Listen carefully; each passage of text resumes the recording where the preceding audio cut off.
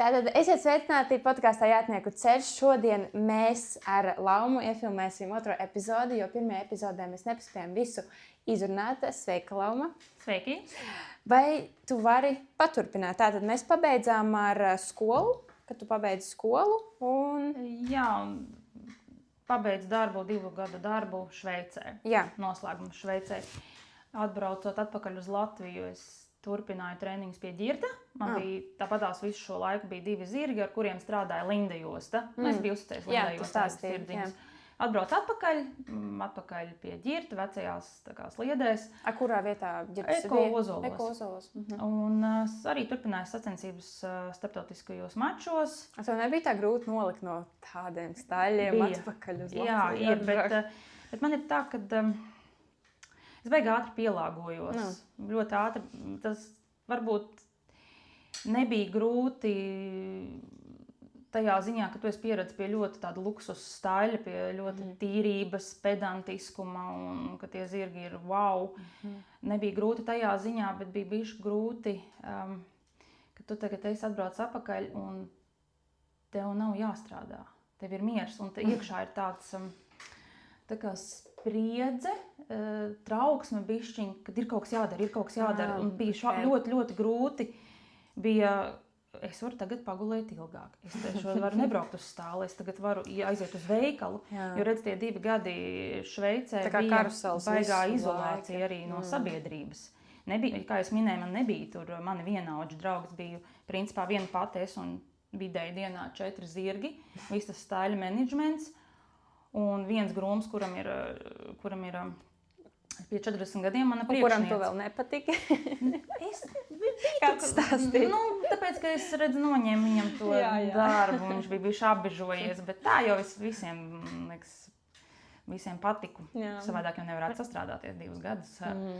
Un bija ļoti grūti, vienkārši kādu, man liekas, man vajadzēja mēnesi man vajadzēja attiet no tādas rutīnas, un kad tu vari tagad aiziet uz veikalu, tu tagad vari uzvilkt citas drēbes, jo tā bija tāda baigā izolācija no tā kā vispār pasauli, tik cik zirgi, un viss tu neko citu neredz dzīvē. Un tas bija visgrūtākais, tos 2 mēnešus bišķi tā kā, ka es tagad varu. Es tagad varu bišķiņ darīt, ko, kādu cits, lasīt grāmatu, satikties ar draugiem. Aiziet uz kino, likās uz kafejnīcu aiziet. Tad jau bija forši atgriezties nedaudz no vienas puses. Jā, bija forši, bet, protams, arī tu saproti, ka tas līmenis te nav un nebūs tāds, kāds bija tur un pie kādiem apstākļiem tu esi pieredzis un kādiem zirgiem un viss tas, te tas nav. Un man arī bija tā, ka es aizbraucot uz starptautiskiem mačiem, ieejot arēnā, man nav emocija, man ir pilnīgi vienalga. Es lācu to maršrutu tā vienkārši mierīgi tā kā uz atzīmītēm un bez nekā, un ģirds arī pienāca pēc startiem, arī saka, tev vispār nav nekāds azarts. Tā kā, saka, nav, un tas bija vienos mačos, vēl vienos, un tad es sapratu, arī jau iesildēju, es domāju, ko es te daru. Bet jūs braucat tā kā ārpus Latvijas? Jā, uz Igauniju, Lietuva, bija Ruila, Tallinā, Sakūhallē. Bet kā bija ar saviem zirgiem atkal? Viņi jau daudz savādāk, viņi jau nebija tik spēcīgi. Man bija tas viens Kalistro, tas bija arī, es ar viņu 145 izlecu. Bet, protams, ka tas dzinējs, par ko es teicu, ka tiem Grand Prix zirgiem viņiem beigais dzinējs aizmugurē, tas ir dabas dots, to tu nevar nekādīgi uztrenēt. Un arī tas leciens, viņš ir, ka tie zirgi, ka tu ej lec pāri šķērslītim, tur ir vienkārši wow. Apakšā tev neliekas, ka tu varētu nepārlikt. Bet te, protams, tie zirgi ir, viņiem nav. Es nekad arī vairs neesmu tādiem zirgiem bijusi mugurā. Arī, man tā sajūta vēl atmiņā ir, kāda viņi bija tie Grand Prix zirgi, viss tas liekas, viss tas, bet pārējie viņi vienkārši, kad uzkāp, tie liekas baigi švakiem. Bet tu to pieņem, tu to saproti, tā tas ir, un tu nevari viņam, tur kaut kā izdzīt no viņa tieši tā, tu nevari to dabūt, tur ir vai nav, un tad vienkārši tu un priecājies par to, kas tev ir. Un, atgriežoties pie tām sacensībām, pazuda azarts.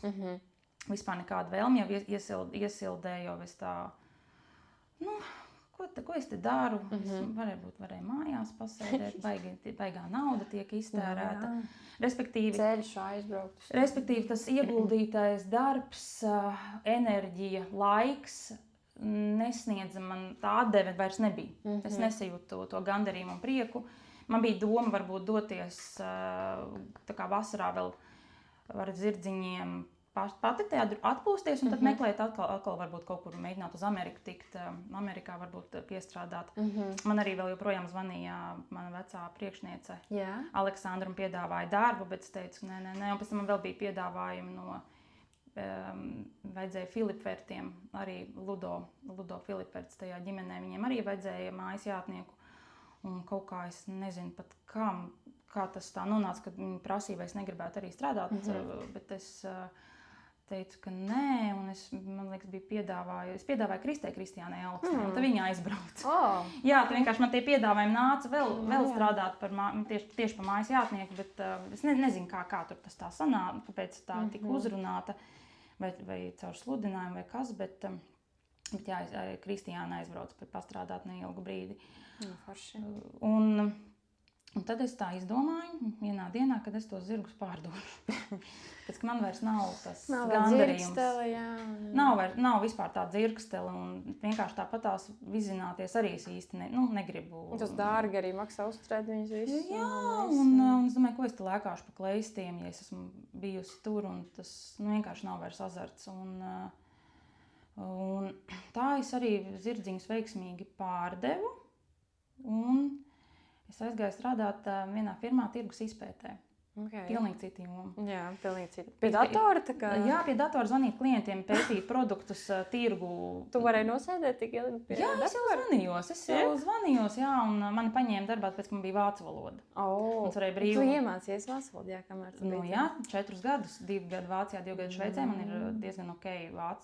Protams, nav tādā juristu līmenī un tādā baigi prezentatīvā līmenī, bet sarunu valodā ir ļoti ok.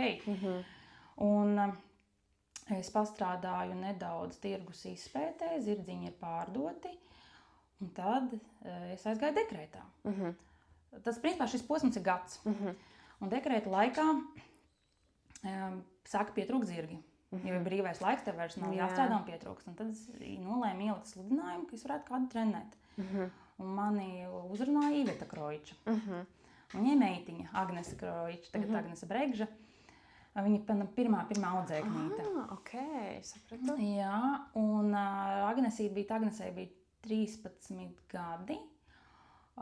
Es braukāju pie viņiem uz koknesi trenēt, kādas 3 reizes nedēļā.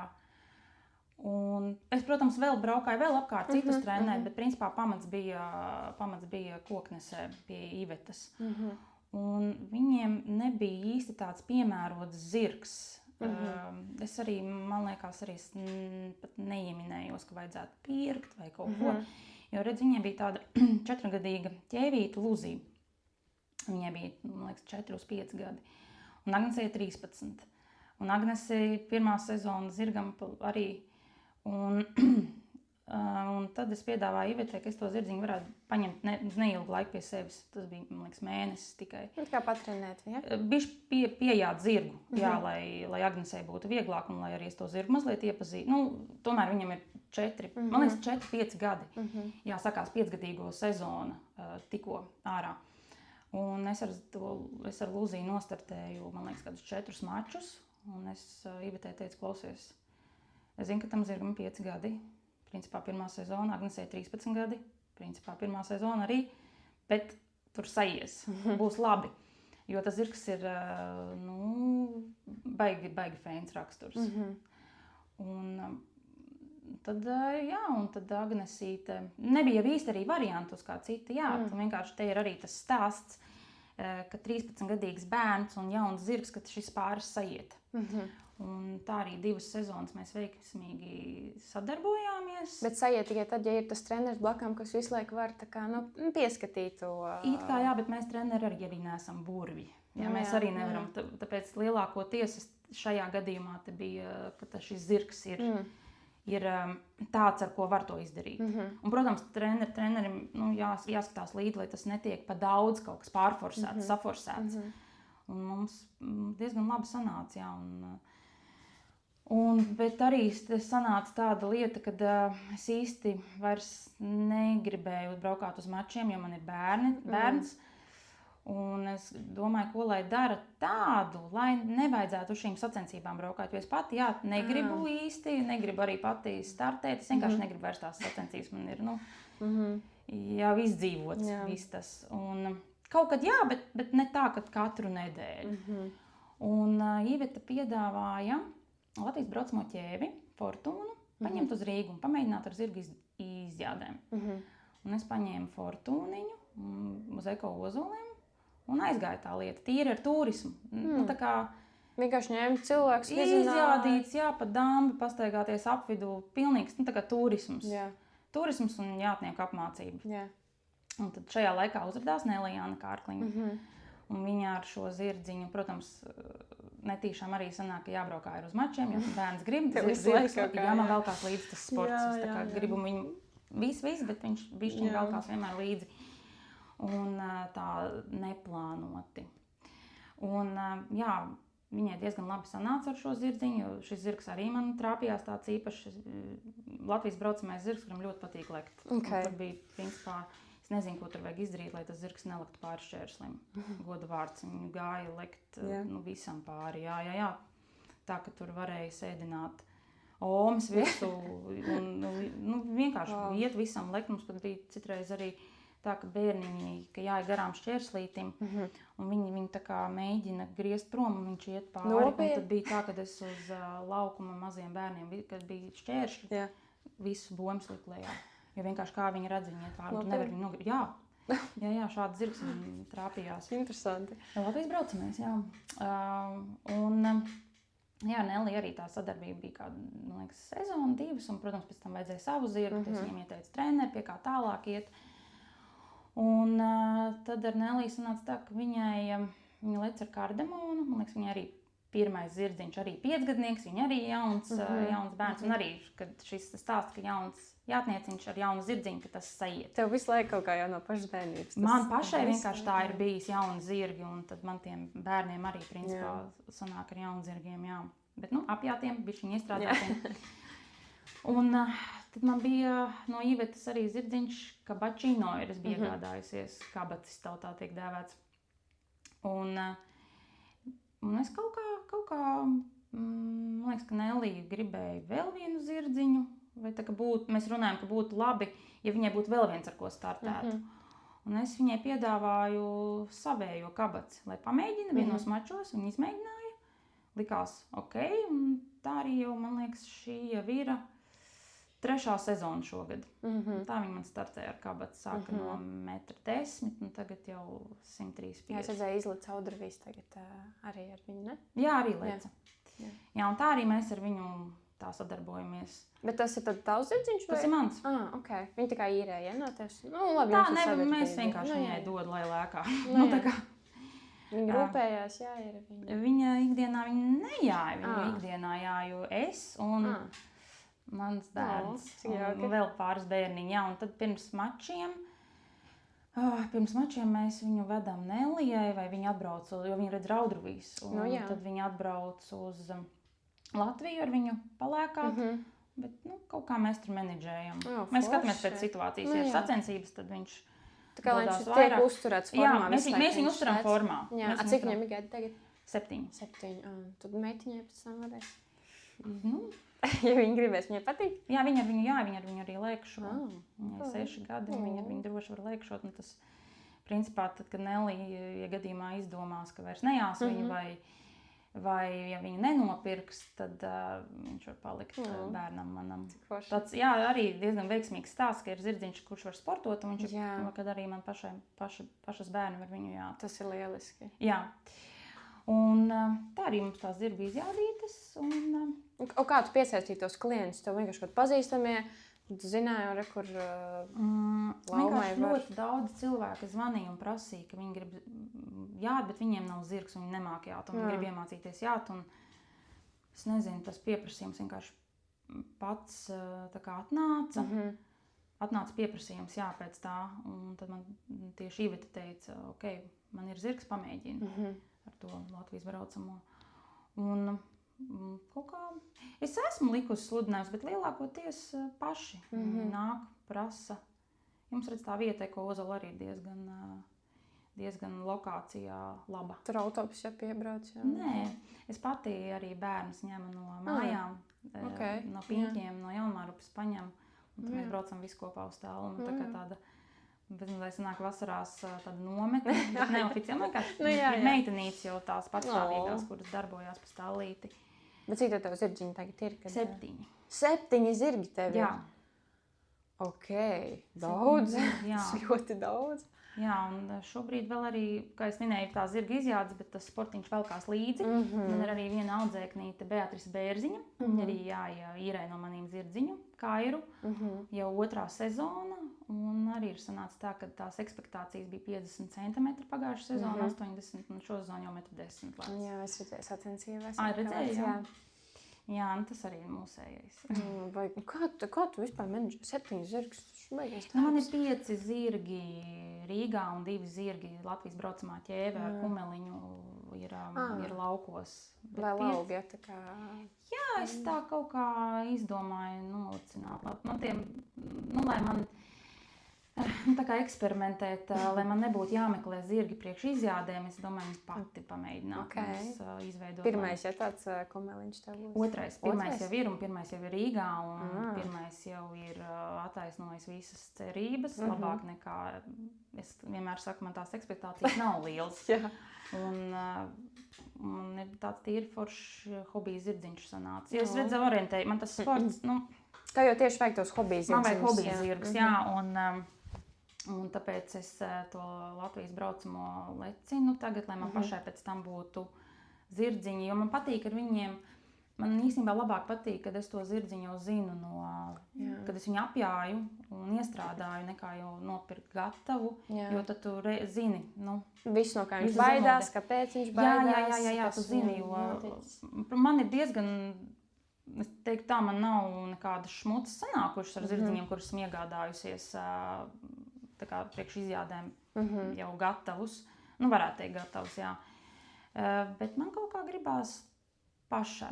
Tu arī pati apjāji, vai tu dod kādam apjāt? Ja es redzu, ka es viņu varu pati apjāt, es apjāju pati, vai mēs stāli ar meitenītēm.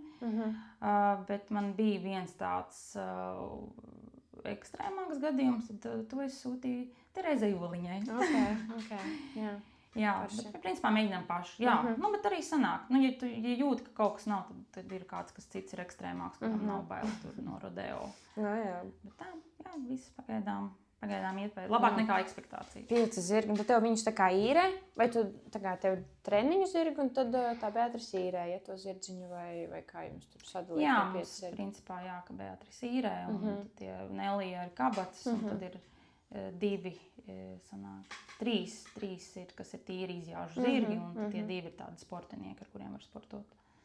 Forši tev visādi nāk tur pieaugušie bērni, Jā, paši mazākie bērniņi, tā kā kas ir 5, piemēram, 6 gadi, ar tādiem man tā īsti vai grūti ir.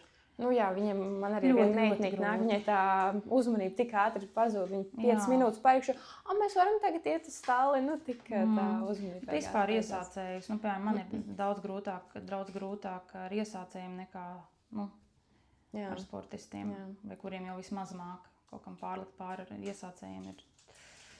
Baigie nervi, lai būtu labiem nerviem, pacietībai. Un kā tev tagad tas viss patīk, ko tu dari ar tiem zirgiem? Jā, man es nebrīdi, es citreiz domāju, kā būtu bijis, ja es būtu tomēr palikusi sportot un varbūt aizbraukus projām, bet es nemirkli to nenožēloju, tāpēc, kā es teicu, es arī skatos jaunās meitenes, cik ļoti azartiski viņas iet un tā, un es domāju, ka pienāks kaut kāds brīdis, kad vienkārši ir pa daudz. Man liekas, tas parasti notiek ar kaut kādiem 27, 28 gadiem, ka tu līdz tam sporto močī, dod savu visu maksimumu, pēc tam jau... Un es īstenībā diezgan pareizi... Es redzu, to novēroju Šveicē. Es jau 22 gados īstenībā sapratu, 23 sapratu, kad es to sportu ļoti nopietni... Ja man līdz tam likās, ka tas ir viss, ko es gribu jāt un lekt un sacensības, tad 23 gados vērojot savu priekšnieci, es sapratu, ka īstenībā es to negribu. Ka tā ir baigā cena. Tā ir baigā cena. Tu visu savu dzīvi vienkārši maksā. Jā, un tad ir tā kā, ka es atbraucu atpakaļ, ja ka man ir mēnesi, vai grūti tā emocionāli. Tu esi bijis tādā izolācijā, tā kā sports, un tad tu nezini, ko darīt, un kad beidzot tev ir brīvība, ka tev nav tā rutīna.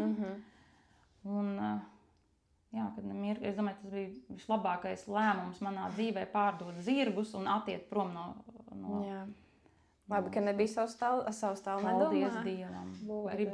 Gribēji? Jā, ļoti. Paldies Dievam. Kurā brīdī tu gribēji? Kad atbrauci? 13 gados līdz 20, no 13 gadiem līdz 21 gadam, 22 man likās, ka tas ir tas, ko es dzīvē gribu, un beigās paldies Dievam. Tā tev vecāki būtu arī uzbūvējuši, ja? Nē. Pati? Es domāju, ka nebūtu. Jā, kas tāls, tu esi piesiets visu. Tur jau tā lieta. Nē, zini kā, ja tev tas tiešām dzīvē patīk un tev nav varbūt nekāds tāds cits dzinulis uz citām interesēm, tad jā, tas ir forši. Bet man redz interesē arī kaut kas cits. Jā. Un man nav tikai zirgi, un līdz ar to man ir ļoti veiksmīgi sanācis apvienot, ka man tie zirgi ir nedaudz, bet man arī ir brīvība, man ir arī, tā kā teikt, normālo cilvēku dzīve. Jā, bet tomēr 7 zirgus menedžēt, labi, tāpat tās tev 2 ir projām, bet, tāpat diezgan daudz darbiņa, visur. Nezinu, man jau liekas, ka, zin kā, pēc Vācijas, pēc Šveices. Jā, liekas, ka vispār nekā nav. Kā ir ekozols, tu pati ved ārā, vai tev ved ārā tu zirgus? Man viņi dzīvo pļavā, ārā, protams, pa ziemu iekšā. Jā. Man ir zirgopēji, kas zirdziņus ved ārā, un es atbraucu tikai uz treniņiem. Barība viss ir. Viss ir. Man viņi vasarām dzīvo 24 stundas ārā. Nav baigi tālu jāiet pakaļ. Nē, es atbraucu, pasaucu viņus. Pēc viņi zina, ka mājās būs ēst. Un cerēs tā, ka ja viņi tālāk aploku galā, es piebraucu ar mašīnu, atver vaļā logu, pasaku, hop, mājās. Un tad viņi ļoti labprātīgi, es ar mašīnu uzdot gāzīt, viņi man skrien līdzi. Jā, viņi zina, ka būs ēdiens. Droši vien tāpēc nāk. Un kādi tev tālāk var būt mērķi ar zirgiem, ko tu pati gribētu arī vēl kādreiz izlikt, vai nē? Nē, es vispār negribu. Man liekas, lekus neesmu. Es kaut kad pirms 2 gadiem pārlicu krustiņu, man nebija nekādas emocijas, ar to pašu kabats. Nē, man mērķis ir, es gribu palīdzēt jauniešiem, turistiem. Turisms, hobijātnieki, jauniešiem, arī tāpēc kā Beatrisei, kā Nelijai, kā Agnesei, to pirmo startu iedot un pēc tam jau tālāk, lai iet pie citiem treneriem, meklēt, ka nopietnāk. Man mērķis ir vienkārši to uzturēt. Man arī īstenībā ļoti liels gandarījums, ka man atnāk cilvēki, kas baidās jāt un ka viņiem tagad beidzot sanāk. Un, nezinu, man kaut kā patīk. Pēc ir tāds miers, ir tāds, sportā ir lielāks stress, adrenalīns, ja nesanāks kaut kāds spiediens. Te ir tā mierīgi dzīvo, dara citas lietas, tenisu aizbrauc, uzspēlēja bišķiņu vai satiekos ar draugiem. Tā kā nav tie zirgi tik traki kā agrāk. Jā, tu visu izsmēli savai, bet varbūt pat bija labi, ne? Tu nosrādāji visu to, saprati, ka tu to negribi vairāk. Zin kā, ja man nebūtu... Tu to maksimumu sasniedzi, ne? Cik tu varēji? Es domāju, es negribēju tālāk iet, jo man tas piedāvājums bija arī Šveicē, ka es jau varu startēt. Vai arī Vācijā arī bija, es varēju jau palikt un turpināt, sameklēt varbūt kaut kādu citu vietu, bet es vienkārši negribēju to. Un es baigi ilgi, Saka, es līdz 22 gados, 23, es sapratu, ka es to negribu profesionālā līmenī. Īsti kā darīt. Es negribu braukāt katru weekendu pa mačiem, jo tie laikapstākļi jau arī ir, viņi ir kādi ir, un es to vairs negribēju darīt, jo tāpēc arī Šveicē uzreiz pateicu, ka es negribu būt par grūmu maču, bet man jau arī nebija, tas jādara, man jau tā vakants bija par mājas jātnieku. Man patīk mājās darboties, strādāt tiem zirgiem. Bet braukāt uz sacensībām noteikti nav. Bet es domāju, tas būtu daudz savādāk, ja man nebūtu ģimene. Jo redz, man ir ģimene, kas nevar to saistīt. Līdz ar to, tāpēc es domāju, tas arī ir, ja man būtu, varbūt būtu bijis savādāk. Bet ja tev ģimenei tie zirgi īsti neinteresē, tad man tā prioritāte tomēr ir to sportu nolikt nost. Kāpēc tev nav neviens ponijs? Kāpēc tev lielais zirgi? Nepatīk ponijs. Nepatīk, kāpēc? Man viņi liekas nejauki. Nejauki, jā.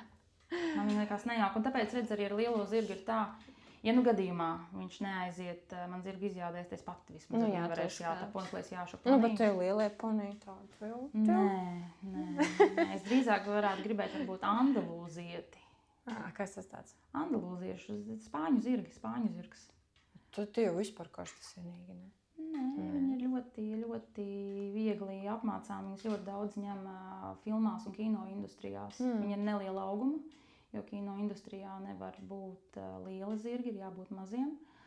Un viņi ir ļoti pakļāvīgi uz komandām. Viņiem var iemācīt visādus trikus. Tāpēc arī, ja tu redzi zirgu šovos, ka zirgu šovu lielākoties ir andalūziešu šķirnes zirgi. Viņi ir nelieli un viņi ir diezgan mierīgi. Ir Latvijā mums tāda kāda daži, tu esi redzējis? Jā, mums ir. Es zinu vienu dāmu, piemiršu kā sauc, bet viņai ir andalūzietis. Jā, ļoti fēns. Viņa arī lec vai? Nē, vienkārši viņš tā kā izjauž. Tas nav sportam. Tas ir šoviem, vairāk šoviem izjādēm. Bet es drīzāk gribētu nevis ponī, bet andalūzieti. Okay, bet viņš var Latvijā dzīvot. Viņam izaugs spalva ziemā. Neturi ziemā ārā 24 stundas. Ir iekšā uzliet segu. Jā, tas drīzāk būtu tas, ko varbūt es gribētu. Bet viņi dārgi ir. Dārgi, jā. Es tā domāju, ka jā. Bet ja jau viņš nelaz, domā, tik dārgs. Jā, ir. Tāpat kā frīzes, frīzu šķirnes vai tinkerī. Pat tinkeriem Latvijā ir, jā. Es arī biju apsvērusi tinkeri, bet man reizēm patīk, ka viņš ir bišķiņ sportiskāks, tas zirgs. Jā, mums arī tinkerīts ir arī. Jā, es redzēju. Es arī biju apsvērusi domu par tinkeri. No Holandas, jā. No Holandas, jā. Pat Latvijā bija meklējusi, bija pāris tinkeru piedāvājumā, bet kaut kā man sanāca 4-gadīgu ķēvīti atrast. Jā, tinkeriem it kā tas galvas novērtējums esot ļoti labs, ka bērniem viegli. Jā, es tā galva viņam. Es esmu mačos pāris tinkerīšus redzējuši. Viņam tā galva, viņa tā stāv vienā vietā, viss. Pat tinkeris arī vēl varētu padomāt, bet man pagaidām pietiek. Man ir pašais savs, jā. Vēl mazais kumeliņš jau. Mazais kumeliņš, jā. Cik viņam tagad ir, jā?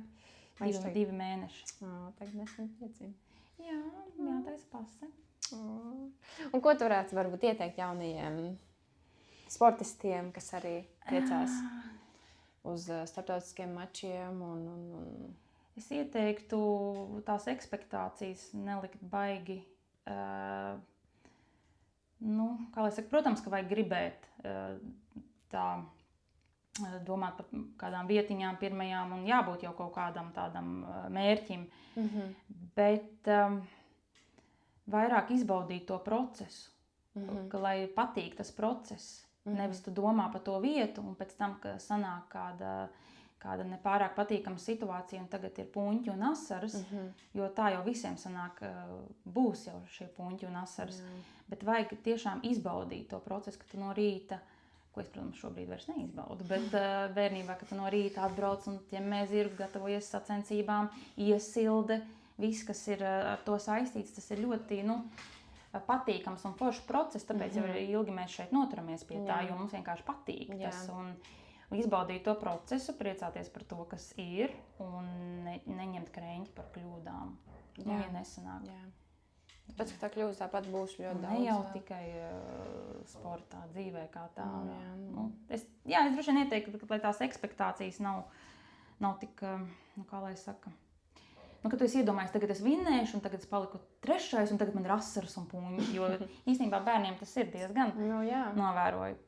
Viņiem vairāk iemācīt bija taču forši, labi, priecājies un izbaudīt to procesu, izbaudīt to ceļu līdz tam mērķim. Izbaudīt ceļu līdz tam mērķim, vienkāršākos vārdos teikt. Un kā tev ļoti labs ir tāds, ka tev vienalga, ko citi domā, un kā tu citiem varētu ieteikt arī tādu sev dabūt, ka vienalga, ko citi saka vai aprunā, vai tur, kā mums tā industrija tāda apkārt. Nejauki jaunieši un viss kaut kas tāds aprunā, visu kaut ko. Es nezinu, tur jābūt nervu sistēmai tādai labai. Tādiem... nav jau tā, ka man būtu galīgi vienalga. Es domāju, ka vienam tā nav, bet tā baigi ar tādu... Es nezinu īstenībā, ko. Tas, man liekas, vai ir, vai nav. Jo man skolā jau tas bija, ka man bija, man tā viegli gājis, esmu mainījusi arī ļoti daudz skolas, man bija diezgan easy iejusties no 1. klases, 2. klasē, vēl vienā klasē, un ja tur citreiz kaut kas notika, es tā... Man tā kaut kā diezgan diezgan neņem baigi. Varbūt paņem kaut kādā momentā pie sirds, bet baigi ilgi to netur. Tur beidzās jau tas. Tur jau tā lieta. Pārdzīvot, aizmirst jau tie Man vislielākais kauns, par ko man vispār ir bijis dzīvē, kad es aizgāju pirmo reizi pastrādāt vienā ofisa darbā un bija šausmīgs kauns zvanīt un teikt, ka es negribu tur strādāt. Man pie jums nepatīk. Tā kā tev pieņem darbā? Man nepieņēma man darbā, man bija pirmā darba diena, tā kā izmēģinājums, vēl nebija parakstīts līgums, un es braucu mājās un nezinu, kā man tik šausmīgi nērti saņemties un pieznīt pateikt, kad es, bet tā arī es pateicu, kad es nevēlos pie jums strādāt, man nav vispār interesanti. Es neredzu sevi tur, man bija šausmīgi liels kauns pieznīt un to pateikt. Un tad man māma teica, vai saņemies, kas ir tur 2 minūtes kauns un viss. Jā. Tas ir tāds akmenis nokrīt. Labi, ka es piezinīju, bet tik nērti bija tā. Kas tas bija par darbu? Es vairs neatceros. Kaut kas arī saistībā, kur vajadzēja valodu. Man bija pat cik tā vācu valoda, tad visi ņem. Bet es kā labi iemācījos to vācu valodu, ne? Tagad citu, man pirms 3 gadiem, ko es vēl nepieminēju, man arī piezinīja no Zirgkopības centra Mušķi. Un piedāvāja arī darbu par treneri, arī lielākais tas iemesls bija šī valoda, jo tajā laikā, protams, ka šobrīd tur ir viss pamainījies, tas koncepts, bet 3 gadus atpakaļ viņiem bija ļoti daudz, 3 vai 4 gadus atpakaļ bija ļoti daudz ārzemju studenti un vajadzēja runāt labi angliski un arī, nebija prasība pēc vācu valodas, bet man vācu valoda ļoti labi noderēja, jo tu bija vācu meitenes, kas jāja. Un līdz ar to man arī pieņēma darbā pateicoties valodām. Un tu tur arī pastrādāji? Es vēl joprojām tur strādāju ceturtdienās. Jā, es pasniedzu arī nodarbības bērniem, hobiju jātniekiem. Arī tādas tīri paši pamatiņi. Tu tev baigi aizgāja tiem hobiju jātniekiem, jā. Tāpēc, ka ir pieprasījums pēc tā. Tas jau tas pirmais posms, un citi varbūt negrib nemaz sportot, citi vienkārši es pilnībā negribēju, jā. Man likās, ka es varbūt atgriezīšos, un man arī es biju domājis, ka varbūt ar kabatas es pati startēšu, jo vienmēr liekas, cik tad ilgi negribēs, bet nav vispār tā vēlme, es pat nebraucu uz sacensībām, neskatos. Sazinos ar Nelī, kā gāja, ja gāja slikti, nekas, ja gāja labi. Ok, labi. Nav arī tas tāds, zini, ka tur ārprāts, kaut kas nesanāca. Es tā, nesanāca, ok. Un ja tagad varētu laiku pagriezt atpakaļ, ko tu būtu varbūt mainījis vai darījis savādāk? Es nebūtu varbūt iegādājusies sev tik daudz. Respektīvi nevis es pati, bet es droši vien vecāku vietā es nebūtu pirkus tik daudz zirgus. Es būtu... Jā, vienu brīdi tev jau 3 zirgi, 4 zirgi bija. 5. Jā. Es nebūtu varbūt pirkus tik daudz tos zirgus. Būtu palikusi... Es nezinu, kāpēc tā bija. Jā, tev bija bail sabojāt. Man bija bail sabojāt. Un, jā. Tas, lai ģirds lec. Jā. Droši vien, kad tas posms nebija pārāk... man šobrīd tā liekas, kad vajadzēja to, kas ir. Un nebaidīties no tā, ka tu sabojā. Sabojās. Mēs taču arī mašīnas pērkam. Viens tur kaut kur saskrāpēs, nesaskrāpē. Tā jau pats vainīgs. Sabojāja. Pieņem to. Tas varbūt, jā, kad tie zirgi varbūt tik... It kā jau, bet tajā laikā nebija jau arī tādas iespējas arī tik labi nejāja, lai es ņemtu kaut kādus jaunzirgus. Es arī biju 15-14 gadi, kurš man dotu. Es arī negribētu, jā, tādus, dullos zirdziņus, jo pārsvarā tev jau dod jāt zirgus tādus, ko paši nevar pajāt. Jā. Tev jau, baigi reti, ka tev iedos pajāt foršu zirgu. Pārsvarā saimnieki paši vai viņus jāja. Bet tāpēc arī tie zirdziņi tika iegādāti. Bija arī interesanti, varēja arī to izdarīt, bet es droši vien nebūtu viņus pirkus tik daudz, būtu atstājis to pāris skaitu un viss jāiet ar to, kas ir. Jā. Un ko tev vecāki tagad, kad tu tā pārgāji no profesionāla sporta uz hobiju? Neko. Viņi jau nav tā, ka baigi saprast no tā visa. Neko. Varbūt sākumā jādomāja, kāpēc es vairs nesportoju un kāpēc tā, bet neko. Superīgi. Labi, paldies tev, Loma. Jā, paldies. Ir ļoti interesants stāsts.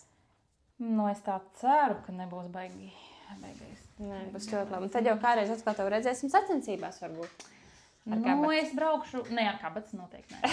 Es nestartēšu, ne, tur, lai bērni, tad, jo sliktākajā gadījumā bērni, lai skrien vadību. Okay. Bet es Inčukalnā noteikti būšu. Kā trenēt, ja? Jā, Beatrisē līdē braukšu pastīties. Superīgi un veiksmīgi jums start. Jā, labi, paldies. Atā!